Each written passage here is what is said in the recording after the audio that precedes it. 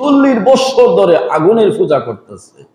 বাইরে বুস্তামি বলল, এত বছর ধরে তুমি আগুনের পূজা করতেছো, সে আগুন থেকে তুমি কি পাইলা, কি উপকার পাইলা, তোমাকে কি দিয়েছে? বাইজিদ বুস্তামিকে প্রশ্ন করলো, আপনি যে এতদিন এত পূজা করতেছেন, ইবাদত করতেছেন, আল্লাহকে না দেখে, আপনার খোদাকে আপনি দেখেন না, আপনি কি পাইলেন সেটা দেখা। এখন বাইজিদ বুস্তামি চিন্তায় পড়ে গেল। আসলে যেহেতু বাইজিদ বুস্তামি আল্লাহর ওলি, আল্লাহ সে জ্ঞান বাইজিদ বুস্তামিকে দিয়েছেন, সুবহানাল্লাহ বলে। ঠিক আছে, আমি আল্লাহর কাছ থেকে কি পাইছি আর তুমি কি পাইছো, এখন একটা পরীক্ষা হয়ে যাবে। ঠিক আছে, ওকে, তুমি আগুনের ভিতরে হাত দিবা আর আমিও আগুনের ভিতরে হাত দিব।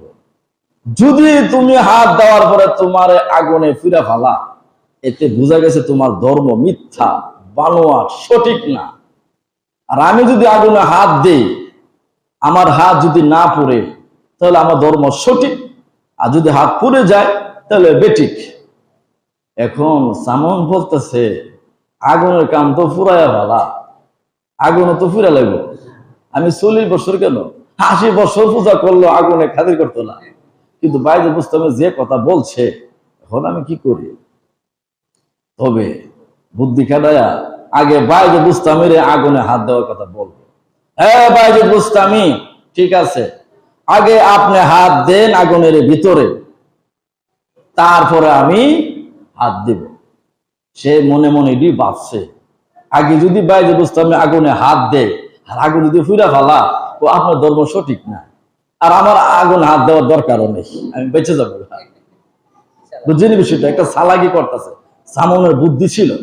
তখন বাইজিদ বুস্তামি শুনে ঠিক আছে বলল, তাহলে আমি আগে হাত দিব।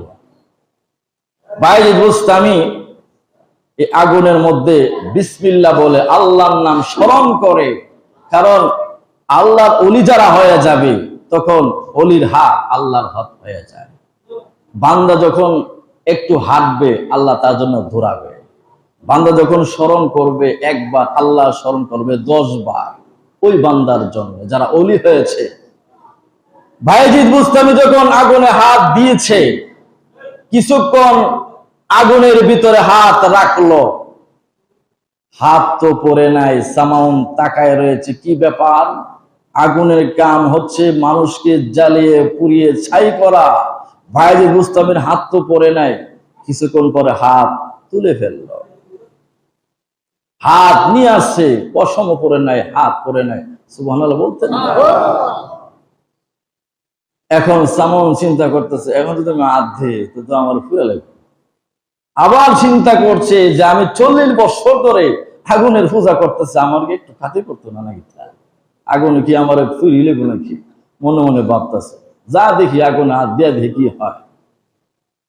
সে আল্লাহর দুশমন, অমুসলিম হিন্দু ব্যক্তি 40 বছর আগুনের পূজা করে, যখন আগুনে হাত দিয়েছে, দেওয়ার সাথে সাথে হাত পুড়ে ফেলেছে, পশম পুড়ে ফেলেছে, চামড়া পুড়ে গেছে, হাত নিয়ে আসলে।